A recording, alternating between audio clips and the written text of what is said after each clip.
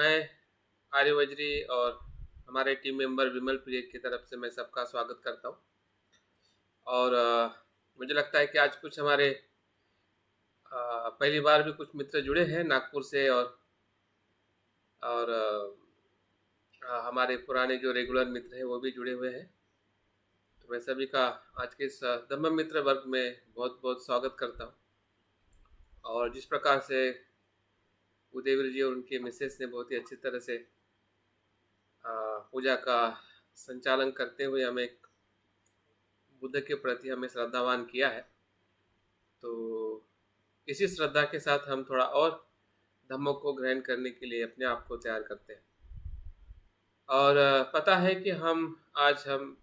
अनागरिक धर्मपाल जी का अ, जयंती महोत्सव या जन्म दिवस हम आज मना रहे हैं। वैसे कल उनका जन्म दिवस था और कल कल के मैंने टॉक तैयार किया था, लेकिन कुछ कारणवश कल के समारोपण में मैं उस संदर्भ में ज़्यादा बात नहीं कर सका। तो आज मौका है आपके बीच में अनागरिक धर्मपाल जी के बारे में कुछ बातें मैं कहना चाहूँगा। वैसे अनागरिक धर्मपाल जी के बारे में बहुत कम जानकारी या बहुत कम किताबें प्रकाशित हुई है। अगर हम भारत के इतिहास में देखा जाए तो उनका बहुत बड़ा योगदान है, लेकिन उनके बारे में जो जितना लोग जानते हैं उतना साहित्य में हमें भारत के ग्रंथों में बहुत कम जानकारी मिलती है। अगर हम श्रीलंकन इतिहास पढ़ते हैं या श्रीलंकन अगर जो साहित्य है उसमें अनागरिक जी के बारे में बहुत सारी जानकारी, उनके व्यक्तित्व, उनके जीवन के बारे में बहुत सारे हमें उसके जो अभी विभिन्न जो पहलू है उसके बारे में हम काफ़ी कुछ जान सकते हैं। लेकिन एक ग्रंथ है जिन्होंने इसकी रचना की है हमारे बनते उर्गेन संगरक्षित जी, क्योंकि वो उन्हीं के ही महाबोधि सोसाइटी में वो संपादक के रूप में काफ़ी वर्ष वो कार्य किए थे। और काफ़ी अनागारिक धर्मपाल जी से उनके जीवन में काफ़ी प्रेरणा मिली थी। जिस प्रकार से अनागारिक धर्मपाल जी ने अपने जीवन में अ, परिव्राजक बने,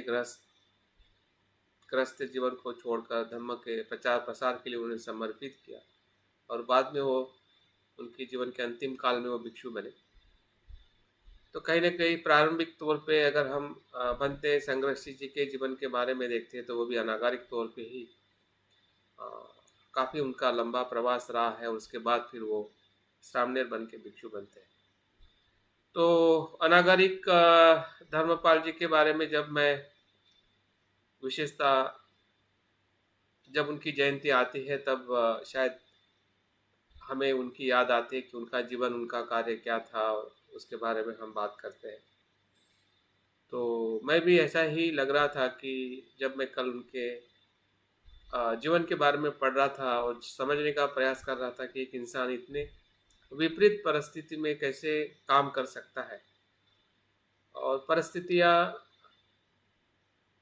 ऐसे हमें लगती है कि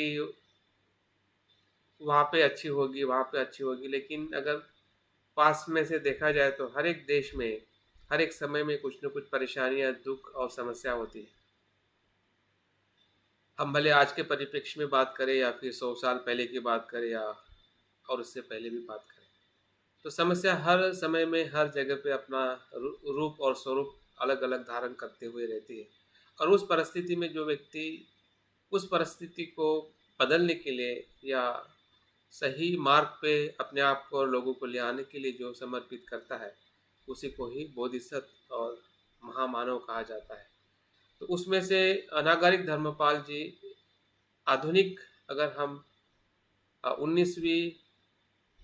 20वीं और 21वीं शताब्दी, आज हम 22वीं शताब्दी में प्रवेश कर चुके हैं। तो 19वीं शताब्दी से आधुनिक भारत या आधुनिक विश्व की पहचान हुई है। जब से विज्ञान और टेक्नोलॉजी से अपनी जगह समाज में और देश में, पूरे संसार में बनाई है, तब से हम उसको आधुनिक विज्ञान के नाम से पूरे जगत को हम जानते हैं। तो आधुनिक जगत में अगर किसी का सबसे बड़ा बौद्ध धर्म के लिए अगर योगदान रहा है तो है अनागरिक धर्मपाल जी। सिर्फ श्रीलंका और भारतीय परिप्रेक्ष्य में ही नहीं बल्कि पूरे वैश्विक स्तर पर बुद्ध की शिक्षा और बौद्ध धर्म का संदेशवाहक के रूप में अगर किसी ने कार्य किया है, जिसके वजह से आज बौद्ध धर्म को जो पाश्चिमात्य देश में जो पहचान मिली है, उसकी शुरुआत जो है अनागरिक धर्मपाल जी के प्रयास से रही है। तो उनके जीवन के बारे में जानना और उनके जीवन से प्रेरणा लेना, मुझे लगता है ये दोनों बातें हमारे लिए बहुत ही मायने रखती है। ठीक है कि हम एक कम समय में पूरा उनका जीवन नहीं समझ पाएंगे, लेकिन जितना भी जो मैं बात बताऊँ और आप भी साथ पढ़ सकते हैं, लेकिन मुझे लगता है कि भले हमें कुछ बातें उनके जीवन के बारे में पूरी पता नहीं भी हो, लेकिन प्रेरणा लेने के लिए मुझे लगता है कि ज़्यादा समय, ज़्यादा बातें पता होने की ज़रूरत नहीं होती। अगर हम जितना जान सकते हैं उतना ज़रूर जानिए, लेकिन भले हम उसके बारे में पूरा व्यक्तिगत रूप में हम उनसे परिचित नहीं हैं, लेकिन फिर भी उनसे प्रेरणा लेने के लिए हमें अपने आप को हम तैयार ज़रूर कर सकते हैं कि एक व्यक्ति अगर बुद्ध के प्रति इतनी भक्ति रखता है और उस भक्ति से अपने जीवन को समर्पित करता है, तो हम बौद्ध होने के नाते या एक अच्छे मनुष्य होने के नाते हम क्या कर सकते हैं और कैसे हम समर्पित हो सकते हैं। तो मुझे लगता है कि आज के उनके जीवन को समझने के लिए हम अपने जीवन को कैसे हम बुद्ध की शिक्षा को अपने जीवन में और औरों के जीवन में कैसे हम ले जाए, यही सबसे बड़ी प्रेरणा मुझे लगता है कि आज के उनके जीवन से जो हम सीखने वाले हैं या सीखने का हम प्रयास करेंगे, तो तभी जाके हम सही अर्थ में उनकी जन्म जयंती मना रहे हैं या उनको सही में हम वो आदर दे रहे हैं जिस आदर के लिए वो पूरी तरह से समर्पित थे या उस आदर के लिए वो पात्र थे। तो ऐसे अनागरिक धर्मपाल जी के जन्म के बारे में थोड़ा मैं बात करूंगा। और जहाँ पे उनका जन्म हुआ उस समय की जो वहाँ की धार्मिक परिस्थिति जो थी और किस प्रकार से वो बौद्ध धर्म के उस संकल्प के तरफ आते हैं, जो संकल्प उनके पूरे व्यक्तित्व को एक महामानव के रूप में, एक बोधिसत्व के रूप में वो परिवर्तित करता है। तो उनके व्यक्तित्व का अगर हम दर्शन बनते संरक्षित जी उनके बहुत सारी बातों को उसमें बताना चाहते हैं कि वे किस प्रकार से 10 पारमिता का उन्होंने आचरण किया, 10 जिसको हम बोधिसत्व कहते हैं, और उनके जो 4 विशेषता है कि जिस विशेषताओं से वो इस विश्व में वो कैसे महान है, इसके बारे में भी वो बात करते हैं। और साथ साथ में उनके जीवन के बारे में बहुत सारे ऐसे पहलू हैं जिस पहलुओं पे वो प्रकाश डालते हैं, जिससे हमें पता चलता है कि वो किस परिवार में, किस समय में उनका जन्म हुआ था, और जैसे जैसे उनकी उम्र या उनकी शिक्षा होती गई वैसे वैसे वो किस प्रकार से बुद्ध धम्म के प्रचार प्रसार के लिए वो अपने आप को समर्पित करते हैं। एक बहुत ही एक कह सकते हैं कि एक महान व्यक्ति की जो जीवन गाथा है वो एक दिन या पढ़ने से या एक समय में सिर्फ याद करने से हमें इतनी समझ में नहीं आती है, लेकिन हम प्रेरणा लेने के लिए अगर हम अपने आप को खुला रखते हैं तो निश्चित ही है कि उनकी प्रेरणा हमारे जीवन में बहुत कुछ बदलाव लाने के लिए और हमारे संकल्प को धम्म प्रचार के लिए समर्पित करने के लिए मदद कर सकती है। तो उनका जन्म 17 सितंबर 1864 में हुआ था, जहाँ पे कोलंबो जो श्रीलंका देश है और पेटाह जनपद में उनका जन्म हुआ था। उनका नाम जो आज हम धर्मपाल के नाम से जानते हैं, लेकिन उनका बचपन का नाम डेविड था और उनके पिता का नाम डॉन केरोलिस था और उनकी माता का नाम मल्लिका धर्मा गुणवर्धन था। तो ये संक्षिप्त परिचय के साथ अगर हम आगे जाते हैं, जहाँ पे उनका जन्म हुआ, जिसे हम पेटाह जनपद कहते हैं या कोलंबो का बहुत महत्वपूर्ण स्थल है,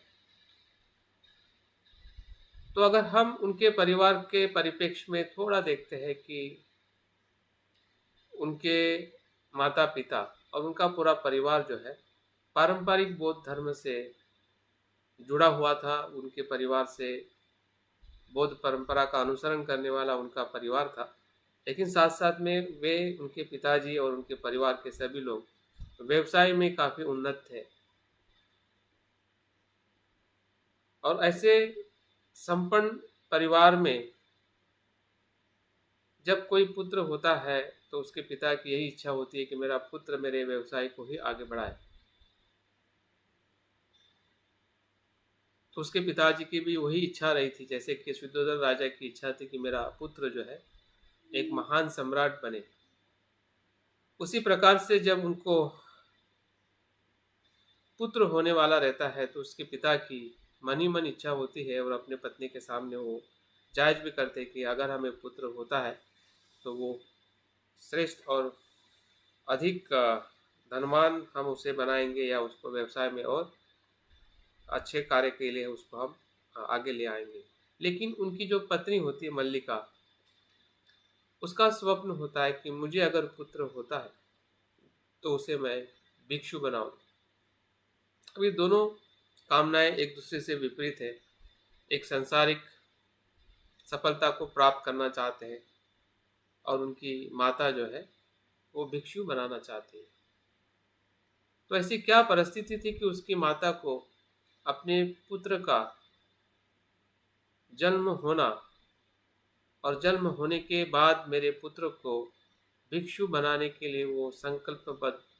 जब वो पुत्र उसके गर्भ में ही होता है तभी से वो स्वप्न देखने लगती है। तो ये कोई मतलब साधारण महिला नहीं थी। ऐसे बोधिसत्व की महिला के रूप में आज हम उन्हें जानते हैं, मान सम्मान देते हैं। तो सिर्फ मान सम्मान सिर्फ इसलिए नहीं कि वो उनकी माता थी, बल्कि वह स्वयं में भी बुद्ध के प्रति इतनी भक्ति और इतनी प्रभावित थी। और जिस बात का उसको दुख था, अभी दुख उसे किसका था? अगर हम श्रीलंका के उस समय की हम बात करते हैं तो श्रीलंका पूरी तरह से डच, यूरोपियन और क्रिश्चियन कम्युनिटी से पूरी तरह से प्रभावित हो चुका था। इतना प्रभावित हो चुका था, कुछ कुछ कस्बों में, कुछ कुछ गांवों में ही सिर्फ बौद्ध धर्म के कुछ पारंपरिक रूप में कोई आचरण करने वाले या भिक्षु या विहार रहे थे। लेकिन डच और अमेरिकन और क्रिश्चियन मिशनरी ने पूरी तरह से बौद्ध धर्म को, ऐसा कह सकते हैं कि धर्म का और संस्कृति का पूरा पूरा पतन हो गया था। जिस प्रकार से हम भारत की अगर हम बात करते हैं, 12वीं शताब्दी के बाद से लेके 18वीं 19वीं शताब्दी तक तो बौद्ध धर्म भारत में भी पूरी तरह से पतन हो चुका था। ऐसी कुछ अवस्थाएं जिसे हम श्रीलंका एक प्रकार से दूसरा भारत कहते हैं, जहाँ पे बुद्ध की शिक्षा अशोक के समय में जाकर समृद्ध हुई थी और वहाँ का जो धर्म जो है राज धर्म बना था। ऐसे राज धर्म का पतन होना, ये अपने आप में ही, वो बौद्ध उपासिका थी या बौद्ध जो भक्ति में वो पूरी तरह से समर्पित थी, उसको उसका दुख हो रहा था कि सही में बुद्ध की शिक्षा का जो पतन हो रहा है क्रिश्चियन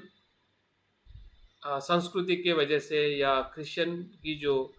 क्या कहते हैं जबरदस्ती की वजह से, हाँ, पूरे गांव के गांव, शहरों के शहर पूरी तरह से क्रिश्चियन कम्युनिटी में जबरदस्ती से कन्वर्ट कर रहे थे, जबरदस्ती से। शिक्षा में क्षेत्र में हो या वहाँ के व्यवसायिक क्षेत्र में हो, या जितना हो सके उतना पूरी तरह से जो इस्लामिक क्रिश्चियन कम्युनिटी का, क्रिश्चियन धर्म का पूरी तरह से वो प्रभाव में पूरा देश आ चुका था। और इसका कहीं ना कहीं मल्लिका जो उनकी माता थी उसको बहुत दुख था, और उसी पीड़ा के कारण, उसी दुख के कारण वो अपने गर्भ में ही अपने पुत्र के लिए स्वप्न देखती थी, और स्वप्न देख के ही वो रुकी नहीं, तो उस स्वप्न को वो रोज संस्कारित करती थी। रोज वो पूजा उस विहार में जाती थी, विहार में बुद्ध के प्रतिमा की पूजा करती थी, वंदन करती थी, घर में भी पूजा वंदन करती थी, सूक्त का पठन करती थी भिक्षुओं को निमंत्रण करके। जितना हो सके धार्मिक जो संस्कार है, ये चीज़ हमारे लिए बहुत ही महत्वपूर्ण है। अगर हम सही में बौद्ध है और हमारी जो महिलाएं माता बनती है या प्रेग्नेंट होती है, तो हमारे परिवार का क्या माहौल रहना चाहिए, ये आज हमारे लिए प्रश्न है। और हम कैसा माहौल रखें जिससे हमारे गर्भ से या हमारे माता से जन्म होने वाला जो पुत्र हो या पुत्री हो, बुद्ध की शिक्षा के लिए, मानवता के लिए वो समर्पित हो, इस भाव से हमने उसको संस्कारित करना चाहिए। ये सबसे बड़ी जिम्मेदारी है जो हमें मल्लिका के जीवन से या उनकी माता के जीवन से हमें मिलती है। जब वो गर्भ में ही थे, तो गर्भ के जो संस्कार जो है, गर्भवती माता के श्रद्धा पे आधारित है कि वो कितनी श्रद्धावान है और किस प्रकार से बुद्ध को वो समर्पित करती है। और भंते यहाँ पे बताते हैं कि वो बुद्ध की प्रतिमा का ही ऐसा कुछ संस्करण था कि उसके विचार और भावनाओं में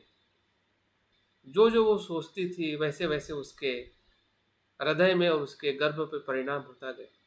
ये आज के वैज्ञानिक के तौर पे भी ये सच है, और इस पे बहुत सारे एक्सपेरिमेंट हुए हैं, और इस पे हमारा समाज बहुत कम ध्यान देता है। लेकिन अगर आप कुछ हिंदू या पंथ के कुछ लोग हैं या कुछ एनजीओज है जो हिंदू आइडियोलॉजी से एनजीओ चलाते हैं, उसमें इस पे काफ़ी जोर दिया जा रहा है। अंदर अंदर उनके महिलाओं का प्रशिक्षण लिया जाता है जो गर्भवती होती है, उनको संस्कारित किया जाता है, उनको उस प्रकार से प्रभावित किया जाता है ताकि उस महिला से जो जन्म लेने वाला बालक जो है उसी संस्कार से आगे जाए। ये हमारे लिए सबसे बड़ा चैलेंज है, सबसे बड़ी प्रेरणा है। अगर हम सही में अनागारिक जैसे व्यक्ति का अगर प्रादुर्भाव करना चाहते हैं हमारे समाज में, हमारे परिवार में, तो सिर्फ उनके जीवन को जानने से ही पर्याप्त नहीं होगा, लेकिन वो कैसे विकसित हुए, किस संस्कारों से, जब वो गर्भ में ही थे तो उनके माता के कारण या माता के श्रद्धा के कारण जो उसको मिला था उनके चित्त में, उनके हृदय में, हाँ, मुझे लगता है कि वही से धम्म क्रांति की या धर्मपाल के सच्चे मानवता की शुरुआत हुई है। तो इस प्रकार से अगर हम उनके माता के अनुभव को देखते हैं कि जो उन्होंने अपने पूरी श्रद्धा और भक्ति से अपने गर्भ को संभाला, और उसी संस्कारों से जब 17 सितंबर आई और उनका जन्म हुआ, तो जन्म के पीछे का जो एक दर्शन जो है, मुझे लगता है कि अनागार जी के माता के श्रद्धा भाव से या उनके उनके भीतर जो एक दर्द था और एक विश्वास था, जिस विश्वास से वो अपने पुत्रों को समर्पित कर चुकी थी कि मेरा पुत्र भिक्षु ही बनेगा और बौद्ध धर्म का प्रचार प्रसार करेगा। तो ये समर्पण हमें बाबा साहब के शब्दों में भी दिखाई देता है। बाबा साहब स्वयं कहते हैं कि हम हमारी माताओं ने अपने पुत्र के लिए बचपन से ही सोचना चाहिए कि मेरा पुत्र श्रेष्ठ इंसान बने, डॉक्टर, कलेक्टर, इंजीनियर बने। लेकिन हमारी माताएं बड़ी मुश्किल से कभी सोच लिया तो सोच लिया, लेकिन सोच के लिए हम उतने प्रभावित नहीं है कि हमारा पुत्र हमारी पुत्री क्या बने। तो ये जो बाबा साहब के विचारों में भी अगर बाबा साहब कहते हैं महिलाओं को, इसलिए भी महिलाओं के लिए नहीं, पुरुषों के लिए भी, हम सभी परिवार के उन सभी सभासदों के लिए है कि जो हमारे घर में जो नव बालक आता है तो उसके लिए हमने जितनी तैयारी हम उसके भविष्य के लिए करते हैं, उतनी तैयारी वो कैसा व्यक्ति बने उसके लिए हमारे बिल्कुल तैयारी नहीं होती है। मनुष्य कैसे श्रेष्ठ बने उसकी हमारे पास में कुछ भी ब्लूप्रिंट नहीं होती है। ना माता को होती है, ना पिता को होती है,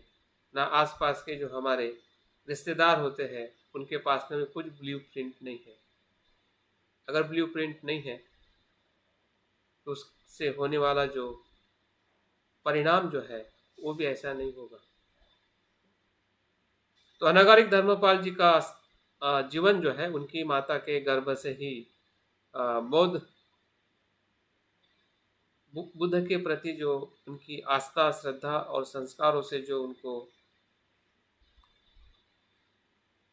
संचारित किया था,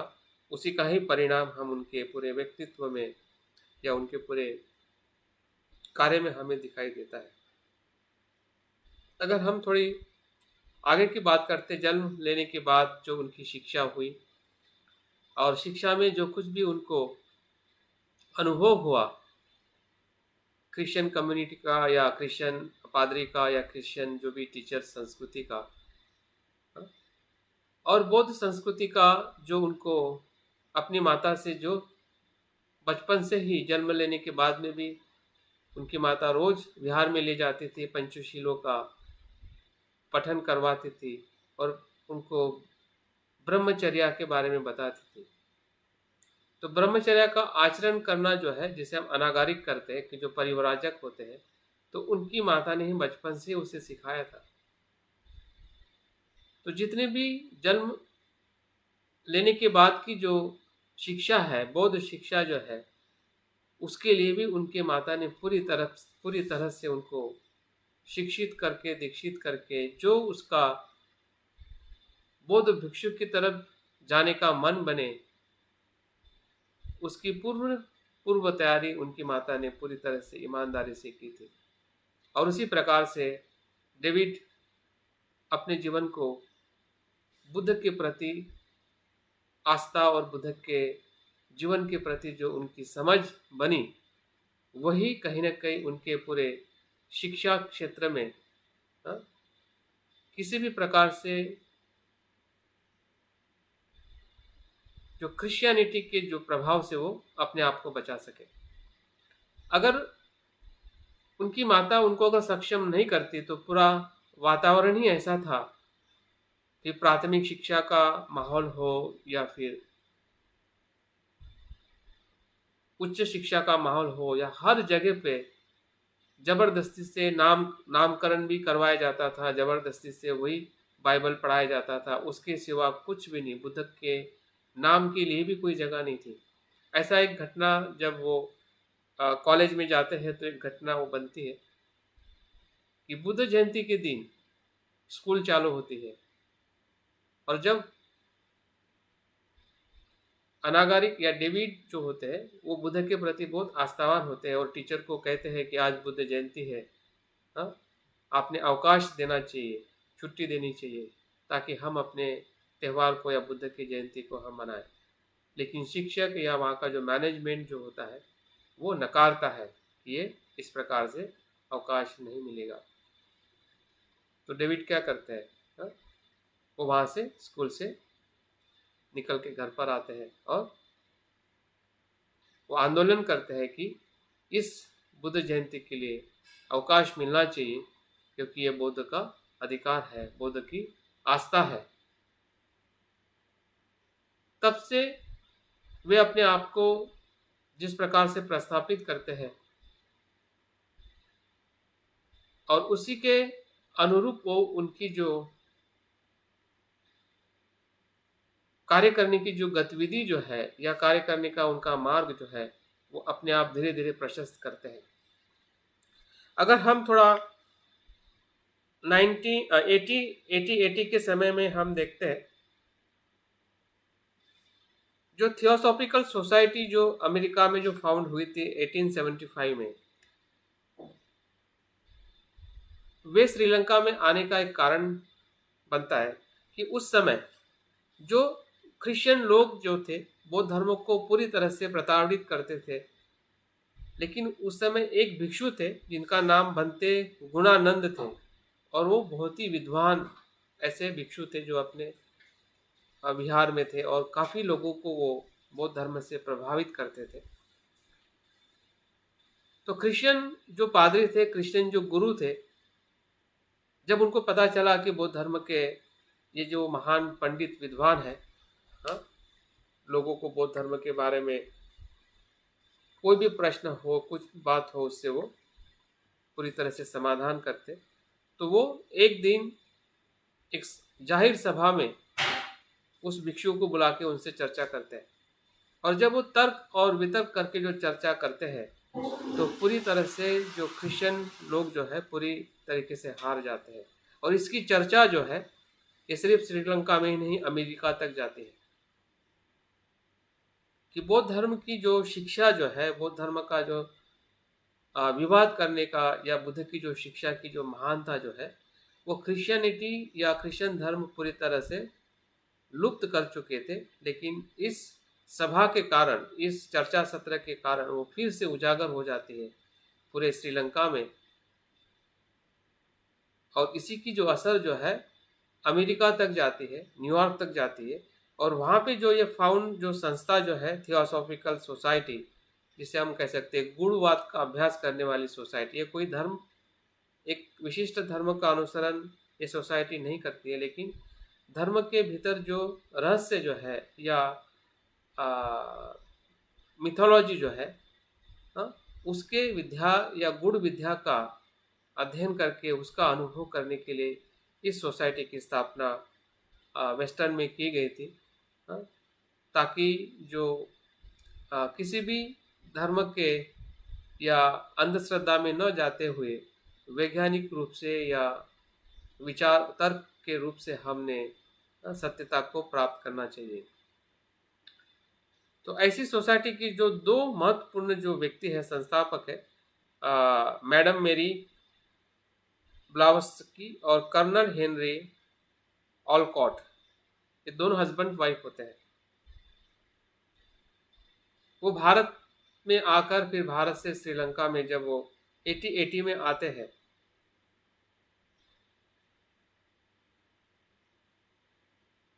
तो वो भंते गुणानंद के संपर्क में आके बौद्ध धर्म के शिक्षा को ग्रहण कर लेते हैं, मतलब बुद्धिस्ट बन जाते हैं। वो पहले वेस्टर्न बुद्धिस्ट है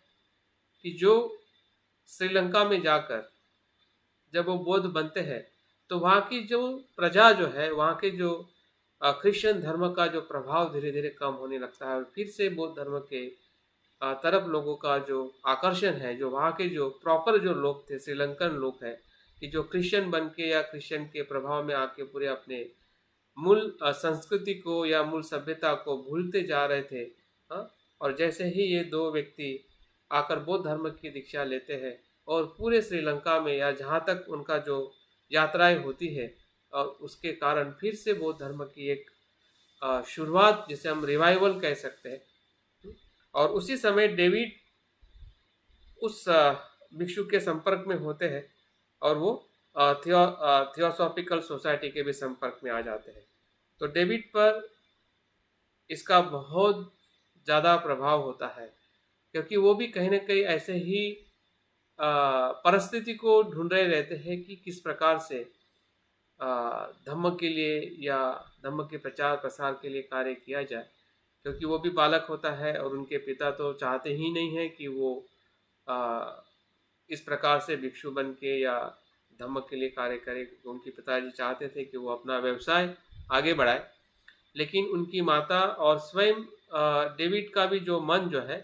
वो धीरे-धीरे बौद्ध धर्म की आस्था की तरफ, अभ्यास की तरफ पूरी तरह से समर्पित हो जाता है। उनके उम्र के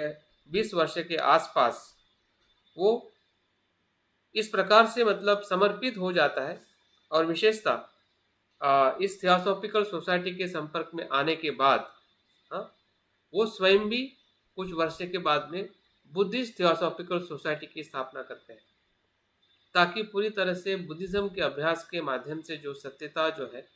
हाँ, उसका प्रचार प्रसार करना या उसका अध्ययन करके अनुभव करना। हाँ, तो इस प्रकार से उनका जो कार्य जो है धीरे धीरे वो आगे बढ़ाते हैं। जब उसकी उनकी 20 वर्ष की उम्र होती है और वो अपने पिता से कहते हैं कि अभी मैं खुद मुझे ऐसा लग रहा है कि मैंने गृहस्थी का जीवन छोड़ देना है, मुझे गृहहीन करके जीना है, मतलब मुझे परिवार या विवाह नहीं करना है। लेकिन उसके पिताजी काफ़ी चिंतित होते हैं कि आप ऐसा मत करो, आप जो धर्म का काम करना चाहते हैं आप करिए, लेकिन आप इस प्रकार से जो संकल्प ले रहे हैं या इस प्रकार से जो आप अपने आप को समर्पित कर रहे हैं, ये आप ना करें। लेकिन डेविड अपने आप को रोक नहीं पाते हैं। जिस प्रकार से उनके भीतर जो धर्म के प्रति जो एक आस्था बचपन से ही निर्माण हुई थी, और जो परिस्थिति वो समाज में देख रहे थे कि पूरी तरह से युवा वर्ग जो है दारू के व्यसन में है, या पूरे वेस्टर्न कल्चर के अंदर पूरी तरह से श्रीलंकन समाज जो है, श्रीलंकन युवा जो है वो पूरी तरह से ग्रस्त हो जाते हैं। और उसका वो दुख कहीं न कहीं, जिस प्रकार से उनके माता को दुख होता है कि समाज में जो पतन हो रहा है, उस पतन से बौद्ध धर्म ही रोक सकता है। बुद्ध की शिक्षा ही इस पतन से फिर से जो राजधर्म जो श्रीलंका में स्थापित था, वही वैभवशाली सभ्यता, वैभवशाली संस्कृति की स्थापना होना ही समाज और देश के लिए कल्याणकारी है। तो इस प्रकार से 20 वर्ष के उम्र में ही वो अपने पिता से बात कर देते हैं कि मैं अभी घर पे वापस आऊँगा भी, लेकिन मैं परिवार या विवाह करने के लिए मैं बिल्कुल सहमत नहीं हूँ और ना मैं विवाह करूँगा। और इसी वजह से आज उन्हें हम अनागारिक के रूप में हम जानते हैं कि वो परिवारजक का जीवन वही से वो शुरुआत करते हैं। और पूरी तरह से 1885 से लेके 1890 तक वो थियोसॉफिकल सोसाइटी के लिए पूरी तरह से समर्पित सभासद बन जाते हैं। जो भी वहाँ की जिम्मेदारी होती है पूरी तरह से हाँ, वो करने लगते हैं, क्योंकि इस सोसाइटी के माध्यम से करीबन 300 स्कूल की स्थापना की जाती है, जहाँ पे बुद्ध की शिक्षा हाँ, और बौद्ध धर्म के प्रचार प्रसार के लिए हाँ, ये शिक्षा, ये थियोसॉफिकल सोसाइटी का जो वर्कआउट जो श्रीलंका में हुआ था, जिसके कारण बौद्ध धर्म की जो पुनर्स्थापना जो हो रही थी, और इसी के ही कारण अनागारिक परिव्राजक जब बनते हैं तभी से उनको अनागारिक के तौर पे उसको जाना जाता है। और अनागारिक का मतलब ये होता है कि जो साधु के वेश ग्रहण किए बिना ये पूरे समय बौद्ध धर्म के प्रचार प्रसार के लिए लगा रहता है। और एक बौद्ध धर्म में नई परंपरा है,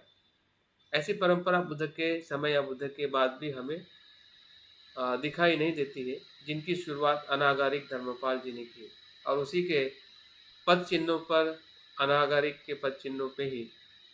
भंते संग्रहित जी भी कुछ समय तक चले और बाद में वो श्रामणेर बन के भिक्षु बने। तो अनागारिक का मतलब ना वो चिवर लेते हैं ना गृहस्थी बनते हैं। फिर भी वो धर्म प्रचार प्रसार के लिए पूरी तरह से समर्पित होते हैं। तो ये जो उनका व्यक्तित्व, जो 20 साल की उम्र से जो थियोसॉफिकल सोसाइटी के संपर्क में आने से, और वहाँ की जो भी स्कूलों की जो जिम्मेदारी है, ये एज ए क्लर्क करके है, एज ए टीचर करके है, पूरी तरह से वो निभाते हैं। जब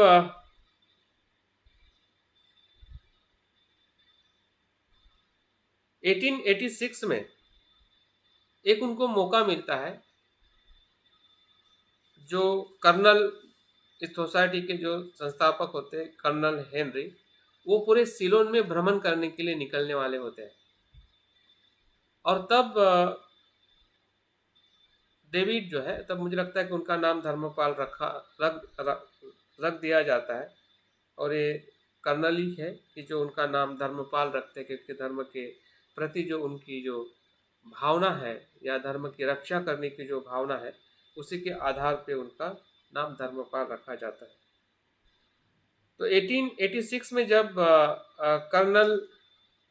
हेनरी जो है वो पूरे सिलोन का भ्रमण करने के लिए निकलने वाले होते हैं, और उसी समय अनागारिक जी एक स्कूल के क्लर्क होते हैं, और उनके एक एग्ज़ाम पास आउट होके वो बड़े पद पे जाने वाले होते हैं, और उनको ये मौका मिलता है हेनरी के साथ पूरे सिलोन भ्रमण करने के लिए। लेकिन एक तरफ उसका जॉब है और एक तरफ उसका पद की उन्नति है, और दूसरी तरफ भ्रमण करने के लिए जाने का मौका है। तो पूरे श्रद्धा से और पूरी स्पष्टता से सोचता है कि ये मौका मुझे दोबारा नहीं मिलेगा। जॉब भले अभी है और बाद में नहीं मिलेगा तो फिर से किया जा सकता है। तो वहाँ पे वो छुट्टी लेके या रेजिग्नेशन दे के वो कर्नल हेनरी के साथ में वो सिलोन भ्रमण के लिए निकल पड़ते हैं।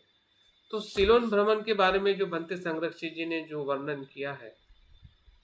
मुझे पढ़ के ऐसा फील होने लगा, शायद हर एक इंसान को हो सकता है, कि परिस्थिति कुछ न कुछ जैसे भारत में अस्पृश्यता की थी, या अगर आपने तिब्बतियन लोगों की जो परिस्थिति देखी होगी जब चाइना तिब्बत पे आक्रमण करता है, और उसके बाद जो चाइनीज तिब्बतियन लोगों की जो परिस्थिति, जो मैं धर्मशाला में जाके आया था और वहाँ पे जो उनकी जो प्रदर्शनी के चित्र देख के आया था, तो मुझे यकीन नहीं हो रहा था कि इतनी उन लोगों ने तिब्बतियन लोगों की हाल अपेष्टा या उनको यातनाएं दी होगी। तो वो यातनाएं जब हम अपने अस्पृश्य लोगों के, हमारे पूर्वजों के साथ जो हुई थी, या अभी भी कुछ ऐसी घटनाएं हमें सुनने पढ़ने को आती है, लेकिन उस समय तो इतना समाज ही उसी यातनाओं से भरा हुआ था। तो वैसे ही कुछ न कुछ यातनाएं जब उनके वर्णन में, जब वो हेनरी के साथ पूरा भारत, पूरा श्रीलंका का भ्रमण करते हैं, तो गांव गांव में जाकर, कस्बे कस्बे में जाके जब वो परिस्थिति देखते हैं, तो लोग इतने दुखी होते हैं, इतने संभ्रमित होते हैं कि पूरी तरह से बौद्ध धर्म वहाँ पे पतन हो चुका रहता है। जो वेस्टर्न कल्चर या जो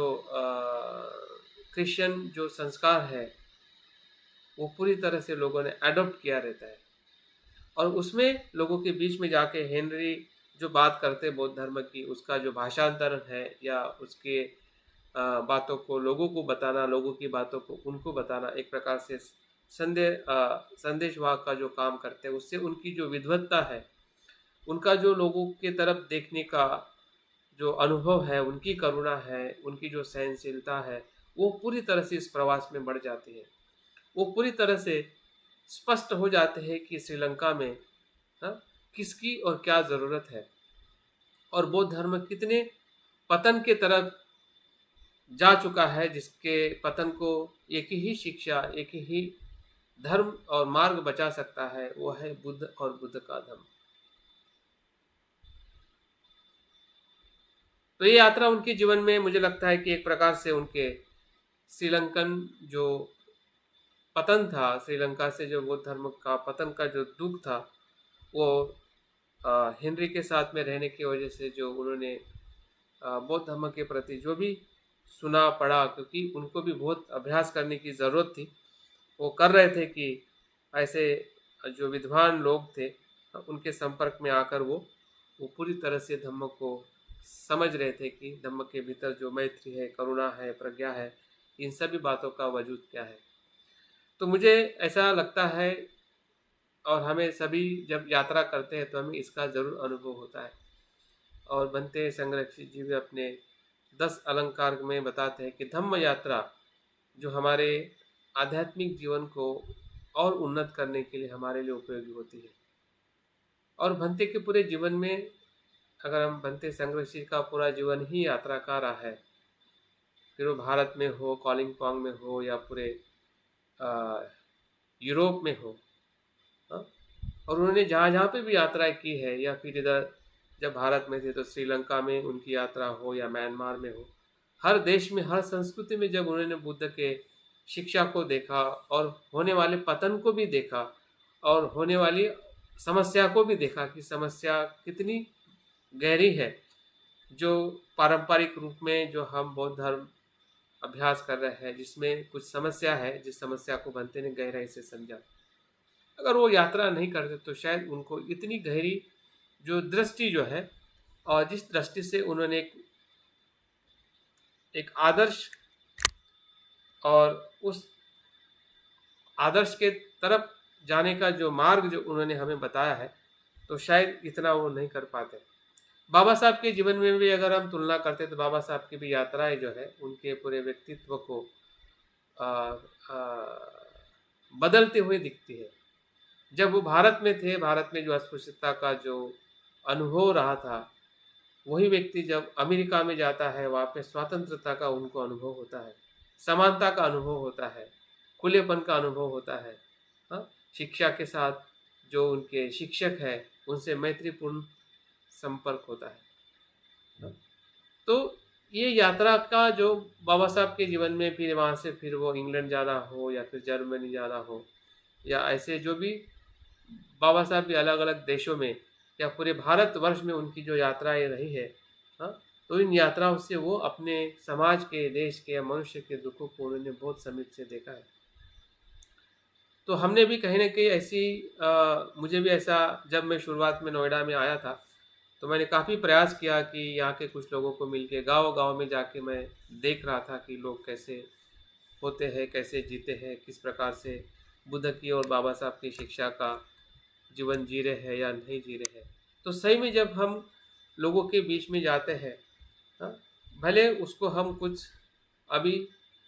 शुरुआत में नहीं बताए, मदद ना करें, लेकिन एक बात तो अनुभव होती है, उनके प्रति हमारी करुणा बन जाती है। ठीक है, अगर ज़्यादा स्ट्रांग नहीं बन पाते इसलिए हम उनके पास वापस नहीं जाते, लेकिन अगर हम बार बार या उस यात्रा का अगर हम चिंतन करते हैं तो निश्चित ही है, लोगों को देखकर, मिलकर, ऐसे गाँव को, कस्बों को या शहरों को जहाँ पे हर एक मनुष्य कहीं न कहीं दुखों में, और दुख होने का कारण ही संस्कार है। जहाँ जहाँ पे भी अकुशल संस्कार है, जहाँ जहाँ पे भी बुरी प्रवृत्ति है, अंधश्रद्धा है, व्यसन है, उसी के वजह से लोग दुखी है। जहाँ पे शिक्षा नहीं है उसके वजह से लोग दुखी है। शिक्षा होकर भी शिक्षा का उपयोग क्या है, शिक्षा से कैसे उन्नत किया जा सकता है, कैसे श्रेष्ठ बना जा सकता है, ये लोगों को पता नहीं है। शिक्षा है लेकिन उनको पता नहीं कि इससे आगे क्या उसकी दिशा है। तो जब हम लोगों को मिलते हैं, देखते हैं, जानते हैं, जब हम गाँवों में जाते हैं, तो निश्चित ही उस यात्रा का जो प्रभाव अनागारिक धर्मपाल पे रहा है, तो उसी से कहीं न कहीं वो और उनकी जो क्षमता जो है, वो आगे बढ़ती गई है। और उसके बाद इसी ही थियोसॉफिकल सोसाइटी के संपर्क में रहने की वजह से वो सिलोन में भी, सिलोन से फिर वो जापान की यात्रा में भी जाते हैं 89 में। 86 में वो सिलोन की यात्रा करते हैं और 89 में जापान से कर्नल हेनरी को निमंत्रण मिलता है और उसके साथ में अनागारिक धर्मपाल भी जाते हैं। तो ये पहली विजिट है कि जो एक थेरवादी परंपरा से कई महायान परंपरा की तरफ जाना और उस वहाँ पे भी अध्ययन करना और वहाँ पे भी बुद्ध की शिक्षाओं का कैसे प्रचार हो रहा है, और उनके संपर्क में आना मुझे लगता है कि अनागरिक धर्मपाल जी के लिए एक चुनौती थी, एक बड़ा चैलेंज था। और वहाँ पे वो देखे हैं और उन्होंने अनुभव किया है कि महायान परंपरा की जो भी श्रद्धा और जो कुछ भी अनुभव रहा है, हाँ, उनको फिर से अपनी जो श्रद्धा है या बुद्ध धर्म के कार्य के प्रति जो उनका समर्पण है पढ़ाने के लिए और ज़्यादा मदद मिली, क्योंकि वो देखना चाहते थे कि एशियन बुद्धिस्ट कंट्री में बौद्ध धर्म किस स्तर पे है या किस परिस्थिति में है। क्योंकि परिस्थिति अगर हम जब से एशियन कंट्री में डच है, अमेरिकन है या जो भी विदेशों का जो आक्रमण होते गया और उसके संस्कृति के प्रभाव में या विशेषता क्रिश्चियन लोगों का भी जो एक ज़बरदस्ती का जो एक आंदोलन रहा, लोगों को लालच देकर या दबाव में लाकर अपनी शिक्षा को प्रचार प्रसार करना, उसके वजह से इवन म्यांमार हो या फिर कोरिया हो, आज मैक्सिमम आधा कोरिया तो क्रिश्चियनिटी को फॉलो करता है, आधा कोरिया बौद्ध धर्म की तरफ आकर्षित है। चाइना में भी ऐसा ही हमें माहौल मिलता है, लेकिन उसके पहले चाइना में या एशियन बुद्धिस्ट कंट्री में ऐसा बिल्कुल नहीं था। पूरी तरह से एशियन कंट्री जो है वो पूरी तरह से बौद्धमय थी। लेकिन जो चैलेंज और जो पतन हो रहा था, उस पतन के कारणों को या पतन के दुख को महसूस करना और उस फिर से उस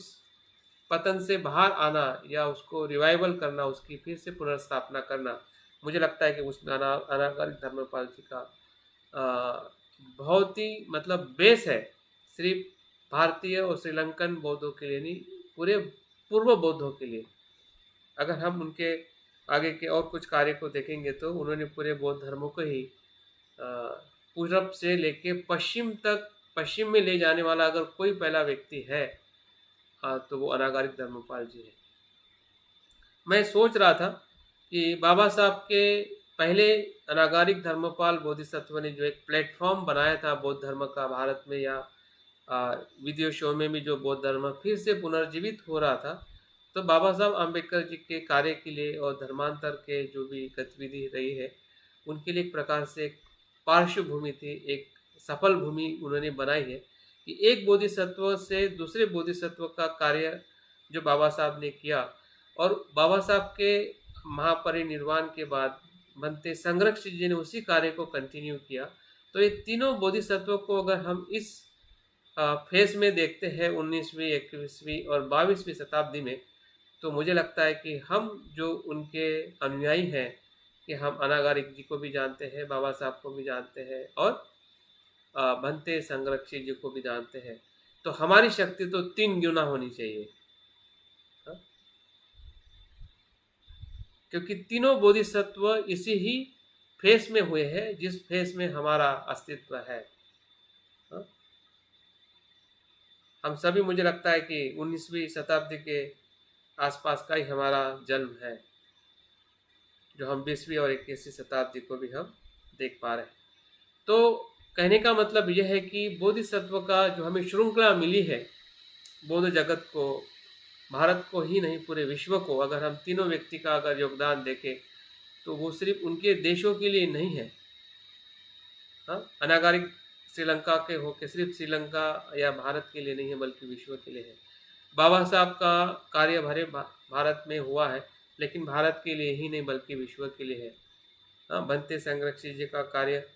अगर इंग्लैंड में शुरू हुआ है, लेकिन सिर्फ इंग्लैंड के लिए नहीं, पूरे विश्व के लिए। तो ये तीनों व्यक्तित्वों को अगर हम एक दूसरे से जुड़े हुए देखते हैं तो हम समझ पा सकते हैं कि एक बोधिसत्व का सही में जो भंते संरक्षक जी ने उनके 10 जो पारमिता का जो उन्होंने वर्णन किया कि उनकी दान पारमिता कैसी थी, शील पारमिता, नेकम, प्रज्ञा, वीर, शांति, सत्य और अधिष्ठान,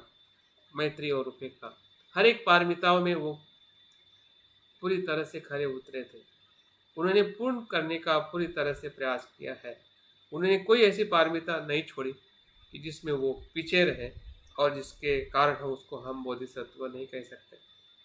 जिस प्रकार से बाबा साहब के कार्य को देख के हमें पूरी तरह से विश्वास और यकीन हो जाता है कि यही है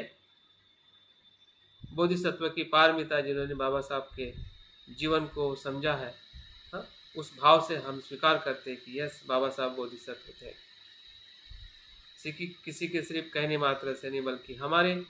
जागरूक और हमारे भावना के तौर पे हम महसूस करते हैं कि उनके आचरण में वो सभी बातें अस्तित्व में थी। उसी प्रकार से अनागारिक धर्मपाल जी के यात्रा से जो उनको अनुभव हुआ, और वहाँ से फिर वो 1890 में भारत की यात्रा शुरू करते, जब उनकी उम्र आसपास 26 वर्ष की होती है, 26।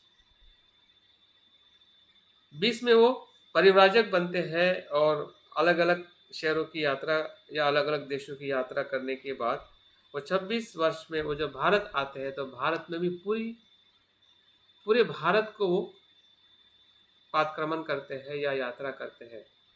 हर एक स्टेट में जाके परिस्थितियाँ देखते हैं, और वहाँ पे भी वो बताते हैं, बनते संरक्षित जो उनके जीवन के कुछ डायरी का वर्णन देख के अस्पृश्यता का जो अनुभव, अस्पृश्यता का दुख जो बहुत करीब से देखते हैं कि भारत में सबसे बड़ा जो दुख है या समस्या है, जाति भेद और अस्पृश्यता को गहराई से देख पाते हैं जब वो यात्रा करते हैं, और उनके प्रति काफ़ी उनकी संवेदनाएं होती है। काफ़ी कुछ वो कार्य करने का, जहाँ पे भी उन्होंने कार्य किया है, जहाँ जहाँ तक उनका कार्य पहुँचा है, तो उन्होंने हमेशा दो कार्य को साथ में किया है, शिक्षा और धम्म, धम्म और शिक्षा। और देखते हैं कि उनके पूरे आंदोलन में या उनके पूरे जीवन में उन्होंने अनेक शालाओं का शिक्षा को, गरीब से गरीब बच्चे को शिक्षा मिले, हाँ, इसके कार्य के लिए या उनकी सुविधा के लिए उन्होंने अनेक प्रकार के स्कूलों की स्थापना भारत में की थी या की है, जिसके माध्यम से शिक्षा से लोगों का स्तर बढ़ सके और धम्म की तरफ वो आगे जा सके। तो इस प्रकार से जब 1891 में जब भारत में जब प्रवेश करते हैं और बुद्ध के पावन भूमि पर जब वो आते हैं, और उस पावन भूमि का जब वो दर्शन करते हैं, तो दर्शन करके वो काफ़ी इतने दुखी हो जाते हैं कि वहीं पे वो संकल्प करते हैं कि ये बुद्ध गया, या ये बुद्ध की जो जन्म भूमि है, जहाँ पे बुद्ध ने बुद्धत्व प्राप्त किया था, उस वज्रासन को जब वो नतमस्तक करते हैं और वो संकल्प करते हैं, ऐसे भाव लाते हैं कि ये बुद्ध का जो महाबोधि विहार है, इसको मैं अपने जीवन में संघ के लिए, संघ के हाथ में आना चाहिए, संघ उसका नेतृत्व करना चाहिए, इस भाव से वो संकल्प करते हैं। तो इस संकल्प में भी हमें ये चीज़ दिखाई देती है, वो अपने आधिपत्य में रखना नहीं चाहते हैं,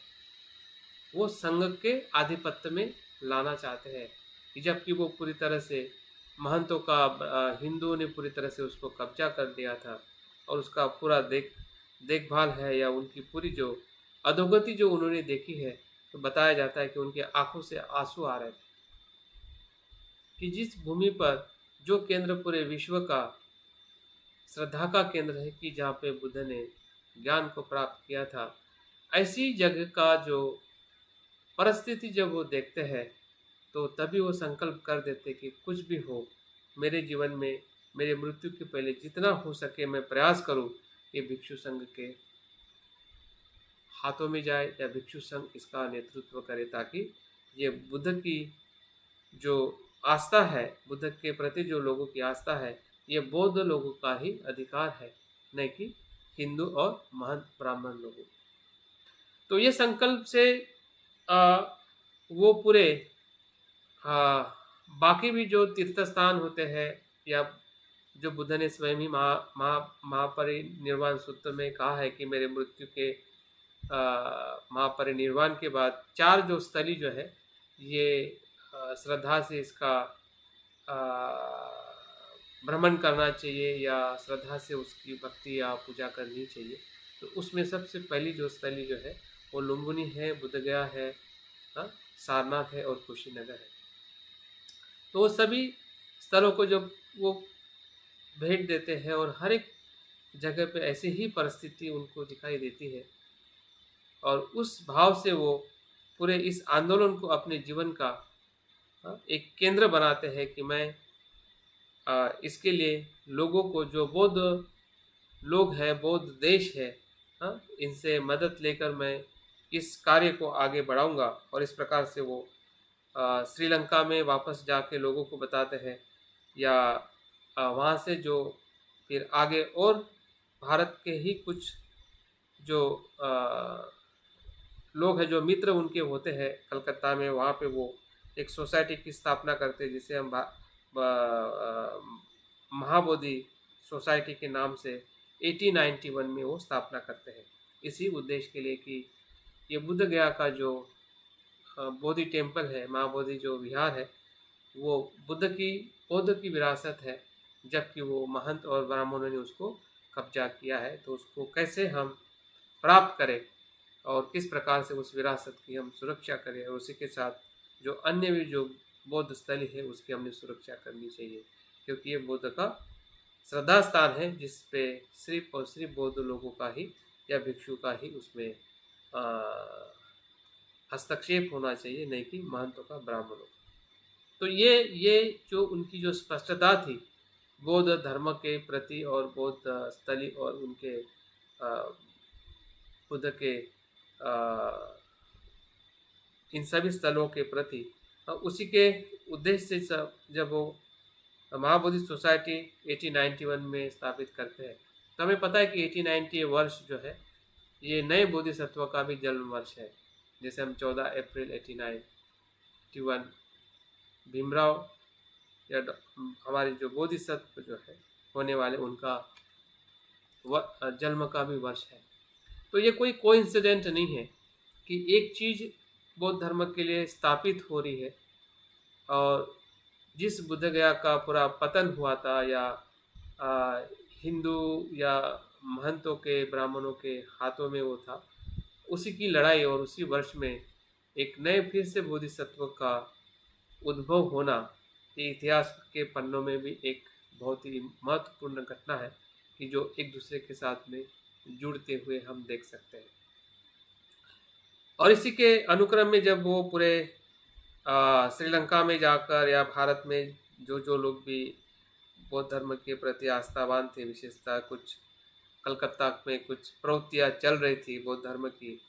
और श्रीलंका में या फिर जापान से भी, या म्यांमार है, जहाँ पे भी वो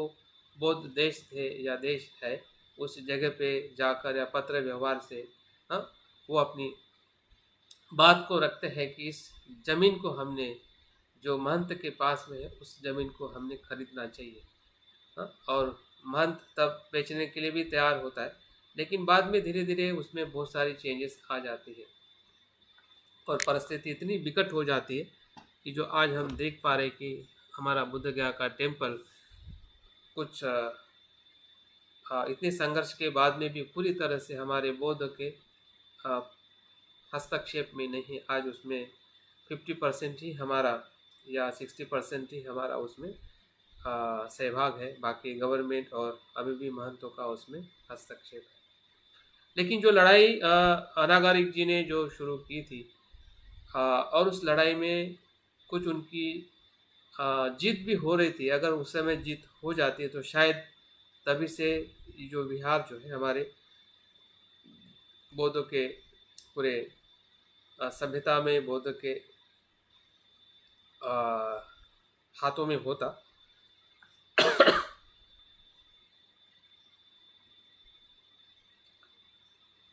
उनके जीवन की सबसे और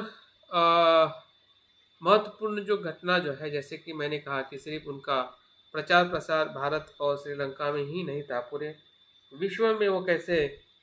भारत बुद्ध की शिक्षा को लेके गए, उसकी सबसे महत्वपूर्ण जो घटना है,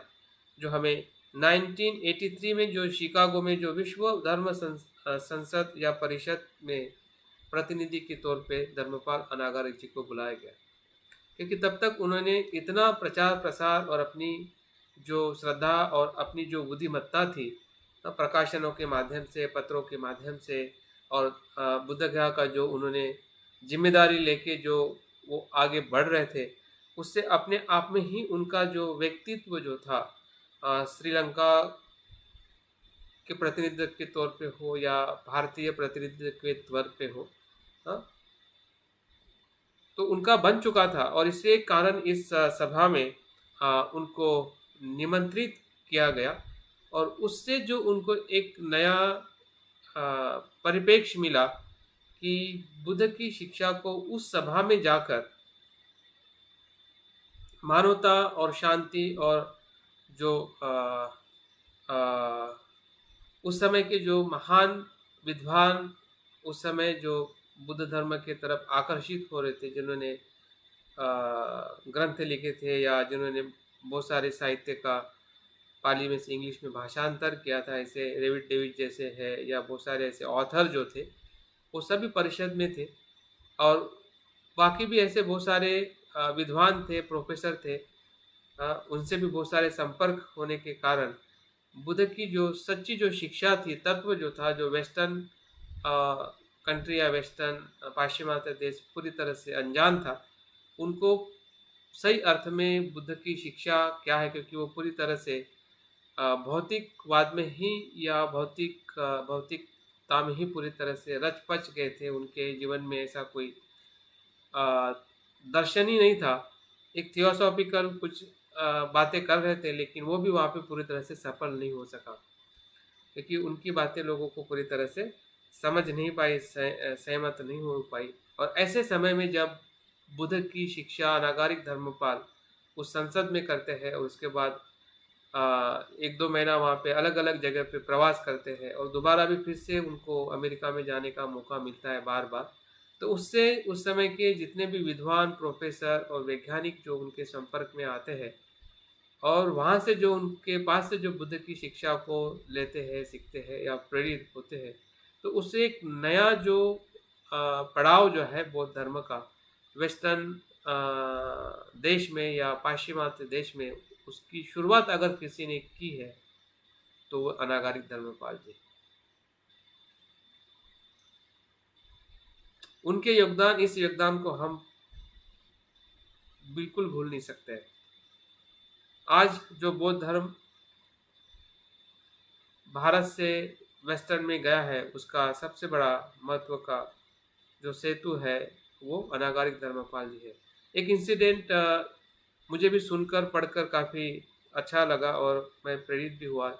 कि जो आधुनिक मनोवैज्ञानिक जिसका नाम प्रोफेसर जेम्स है, जॉन जेम्स, तो उनकी क्लास में अनागारिक धर्मपाल जी जाते हैं जब वो पढ़ाते रहते हैं यूनिवर्सिटी में, और वे उनको इतना रिस्पेक्ट देते हैं, वो बोलते हैं कि आप हमारे बच्चों को पढ़ाइए कि बुद्धिस्ट मनोविज्ञान क्या है। जब वो बुद्धिस्ट मनोविज्ञान के बारे में उनके छात्रों को बताते हैं और उनका प्रवचन होने के बाद वो प्रोफेसर कहते हैं कि ये ऐसे मनोवैज्ञानिक है कि हमारे पूरे शिक्षा को आने वाले 10 साल के लिए नई दिशा देके गए हैं। मनोविज्ञान के क्षेत्रों को आने वाले 10 साल के लिए नई दिशा देके गए, जो उन्होंने अभी बात की है। तो ये कॉन्शियसनेस का जो थ्योरी जो हमें आधुनिक जगत में दिखाई देता है, अनागारिक जी के इस प्रवचनों से ही वो प्रभावित होकर वो कॉन्शियसनेस की पूरी परिभाषा ही बदल जाती है कि consciousness is the process of the change. उसके पहले तक जो कॉन्शियसनेस कहीं ना कहीं अलग अलग अर्थ से दी जाती थी। कॉन्शियसनेस कंटिन्यूसली बदलने वाली प्रक्रिया है, इस बात में कोई ज़्यादा विश्वास नहीं था या उनका परीक्षण नहीं था। लेकिन जब अनागारिक धर्मपाल जी उस सभा में या उस क्लास में जाके जब बात करते हैं और वो वहाँ के जो भी विद्यार्थी है या प्रोफेसर जो है इस बात से वो सहमत होते हैं और अभ्यास करते हैं, तो उनको पता चल जाता है कि कॉन्शियसनेस मतलब क्या है, मन मतलब क्या है। तो आधुनिक जगत में जो मन की परिभाषा जो आज मनोविज्ञानी कर रहे हैं, उसके पीछे भी जो सबसे बड़ा अनुभव जो है अनागारिक धर्मपाल जी का है। तो इस तरह से हम देखते हैं कि 1890 के बाद जो उनका पूरा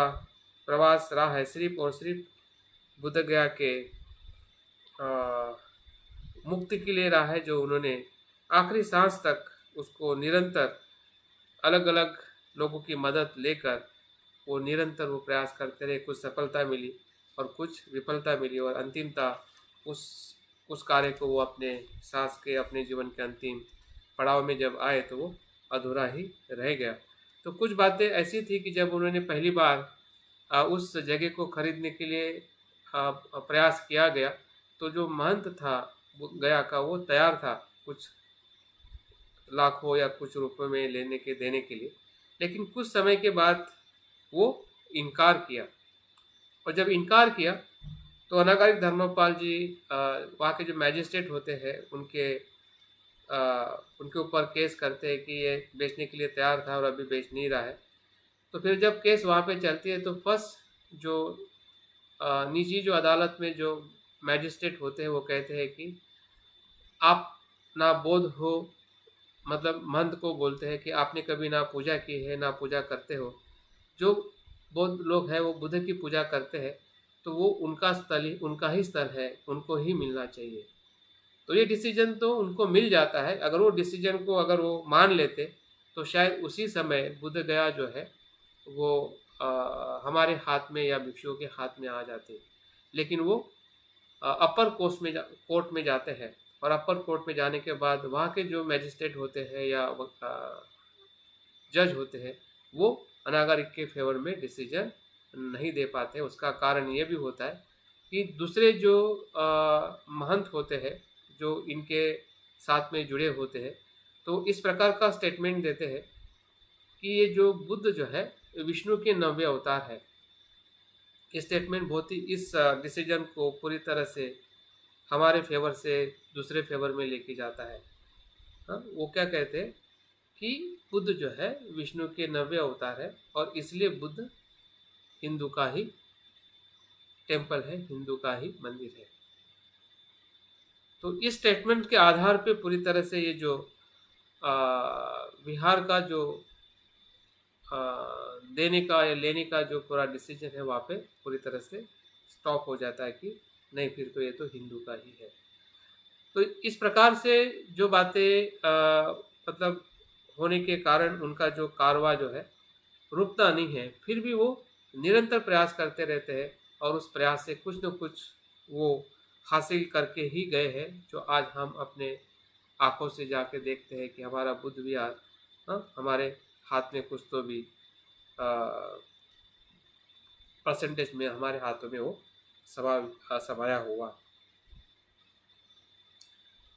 अगर उनके आखिरी दिनों का अगर हम थोड़ी बात करते हैं, क्योंकि समय भी हो रहा है, वैसे बहुत सारी बातें की जा सकती है लेकिन मैं हर बात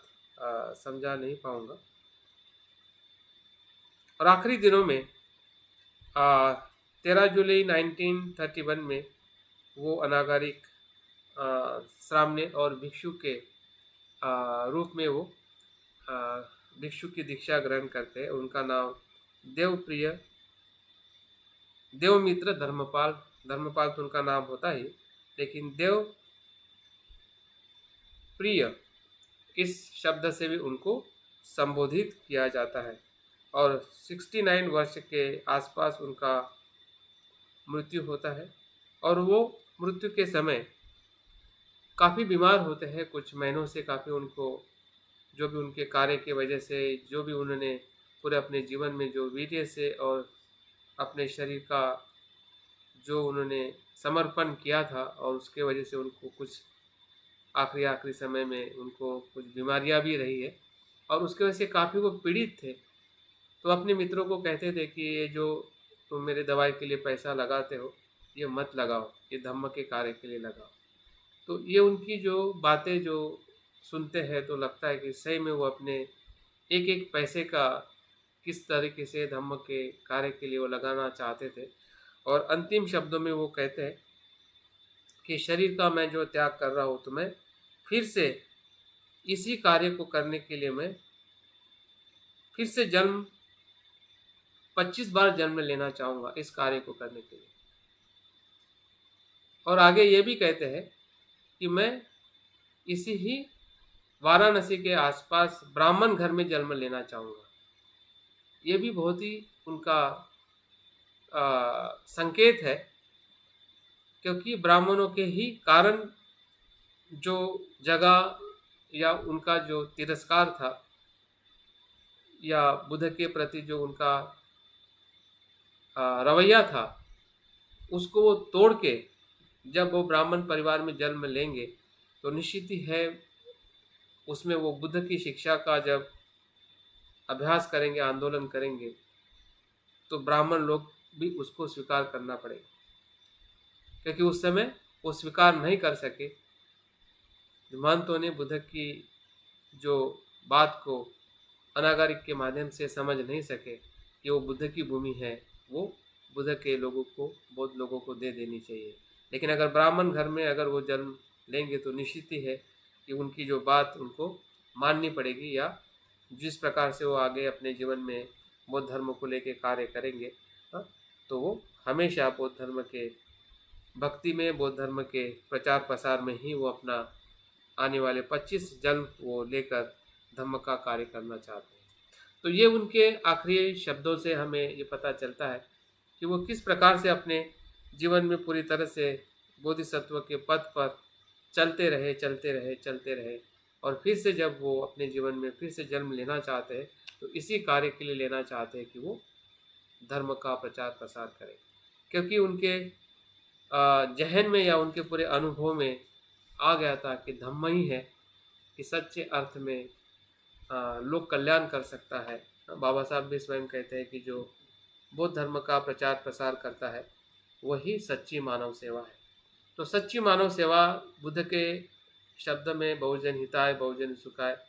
बाबा साहब के शब्दों में, या स्वयं जो अनागारिक जी ने जो अपने जीवन को पूरी इसी ही बात के लिए कि धम्म का प्रचार प्रसार करने के लिए ही उन्होंने अनागारिक बन के पूरे जीवन को उन्होंने समर्पित किया, और उनके आखिरी अनुभव को भी हम देखते हैं जब वो मृत्यु के समीप थे, फिर भी उनकी चेतना और उनकी भावना पूरी तरह से धम्म प्रचार प्रसार के लिए समर्पित। और मुझे लगता है कि इसी के कारण बनते संघरक्षी जी ने जो महाबोधि सोसाइटी में जो उन्होंने कार्य किया, और जो कार्य करते समय जो भी उन्होंने अनागारिक जी के बारे में जो भी सुना होगा, जो भी अभ्यास किया होगा, जो अनुभव किया होगा, तो उसी के आधार पे जो उन्होंने ग्रंथ की रचना की है, तो निश्चित ही है ये ग्रंथ हमारे लिए उनके पूरे व्यक्तित्व को, उनके पूरे बोधिसत्व आदर्श को महसूस करने के लिए एक बहुत ही पर्याप्त ऐसा बुक है, ग्रंथ है। उसके अलावा भी कोई अगर हमें ग्रंथ मिलता है तो ज़रूर उनके बारे में हमने पढ़ना चाहिए, जानना चाहिए कि उनका व्यक्तित्व सिर्फ एक शब्द में नहीं है जिसे हम अनागारिक धर्मपाल कहते हैं, लेकिन प्रेरणा लेने में है कि हम भी बौद्ध धर्म के अच्छे भक्त बने, अच्छे प्रचारक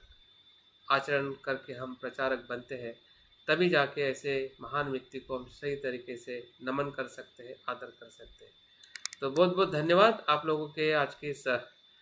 प्रवास में जुड़े रहने के लिए। मैंने हो सकता है कि बहुत सारी बातें इतनी स्पष्टता से नहीं बताई होगी, लेकिन जो कुछ भी मुझे कहना था उनके कुछ बातों को लेकर उसको मैंने बताने का प्रयास किया। धन्यवाद। जय भीम, नमो बुद्धाय। संज्ञान कौन सी सन में हुआ है उनका? क्या संज्ञान कौन सी सन में हुआ? समय नहीं, शरीर उन्होंने कब छोड़ा? एक मतलब नागरिक धर्म बन गए। तो आपको क्या चाहिए, ईयर चाहिए? कौन सी सन में और कब? हाँ, 29 फरवरी 1933, 29 अप्रैल, 29 अप्रैल 29 अप्रैल 1933। हाँ, 1933। हाँ, वर्ष के 69 उनकी उम्र थी तब।